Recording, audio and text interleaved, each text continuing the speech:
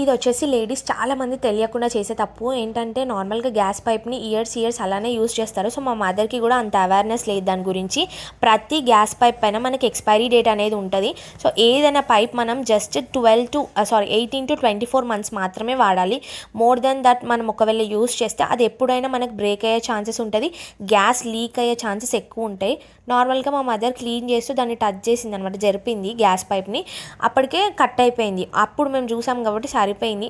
So main ఏంటంటే చాలామంది వర్కర్సే ఉంటారు, డైలీ వర్కర్స్. సో పనిలో మనం వెళ్ళిపోయినప్పుడు గ్యాస్ ఎప్పుడైనా లీక్ అయ్యి డ్యామేజ్ అయ్యే ఛాన్సెస్ చాలా ఉంటాయి.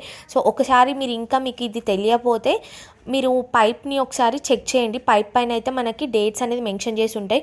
సో మీ పైప్ డేట్ అనేది ఎంతవరకు ఉంది గ్యాస్ పైప్ దాన్ని చెక్ చేసుకొని చేంజ్ చేసుకోండి. లేదు అంటే మనం ఎప్పుడైనా ఇంట్లో లేనప్పుడు ఇలా ఏదైనా అవుతే చాలా డేంజర్ కదా. సో మేమైతే మాకు ఇప్పుడు అర్థమైంది కాబట్టి సో ఈ వీడియో చాలామందికి యూజ్ అవుతుంది. తెలియని వాళ్ళు ఇంకా చాలామంది ఉన్నారని అవేర్నెస్ కోసం పెడుతున్నాము.